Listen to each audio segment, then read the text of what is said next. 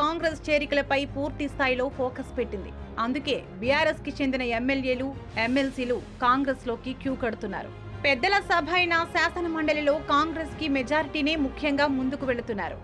ఎందుకంటే మండలిలో సంఖ్యాపరంగా మైనార్టీలో ఉన్న కాంగ్రెస్ పార్టీ వలసలని ప్రోత్సహించడం ద్వారా పట్టు బిగించేందుకు ప్లాన్ చేసిందని చెప్పాలి. మండలిలో 4/3 ఎమ్మెల్సీల బలం ఉన్న బీఆర్ఎస్ పై దృష్టి పెట్టింది కాంగ్రెస్. ఇప్పటికే బీఆర్ఎస్ కి చెందిన 8 మంది ఎమ్మెల్సీలు కాంగ్రెస్ గూటికి చేరుకున్నారు. వీరి చేరికతో మండలిలో కాంగ్రెస్ బలం 12కి చేరిందని చెప్పాలి.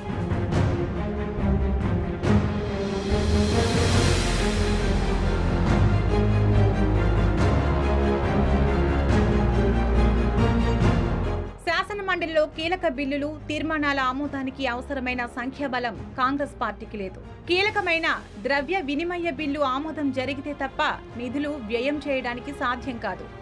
ఇలాంటి పరిస్థితుల్లో సమస్యలు ఎదురవుతాయనే ఉద్దేశంతో బీఆర్ఎస్ ఎమ్మెల్సీలని పార్టీలో చేర్చుకునే కార్యక్రమాన్ని కాంగ్రెస్ ముమ్మరం చేస్తుందనే చెప్పాలి. రాబోయే రోజుల్లో మరికొంతమంది ఎమ్మెల్సీలకి కాంగ్రెస్ కండువా కప్పేందుకు మంత్రుల ఆధ్వర్యంలోనే మంతనాలు జరుగుతున్నాయట. మరోవైపు శాసన మండలిలో బీఆర్ఎస్ బలం 29 నుండి 20కి పడిపోయింది. మండలిలో 40 మంది సభ్యులు ఉంటే బీఆర్ఎస్ కి 21 మంది, కాంగ్రెస్ కి 12, ఎంఐఎంకు 2, బీజేపీకి 1 సభ్యుడు ఉంటే మరో 2 స్వతంత్రులు, గవర్నర్ కోటాలో 2 స్థానాలు ఖాళీగా ఉండగా వీటి భర్తీపై వివాదం జరుగుతుంది.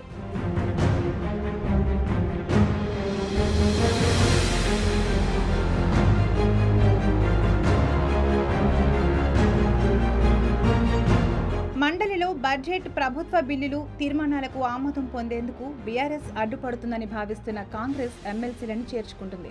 మరోసారి పదవి ఇస్తామనే హామీతో ఎమ్మెల్సీలకి కాంగ్రెస్ ఎరవేస్తున్నట్లు తెలుస్తుంది.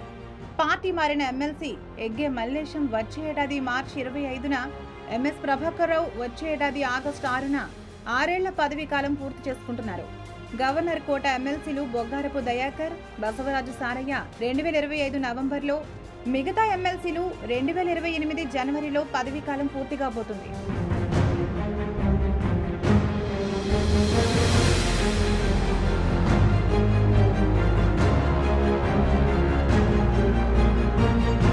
అయితే బీఆర్ఎస్ ఎమ్మెల్సీల్లో స్థానిక సంస్థలు, ఎమ్మెల్యేల కోటాలో ఎన్నికైన వారే ఎక్కువగా ఉన్నారనే ప్రచారం జరుగుతుంది.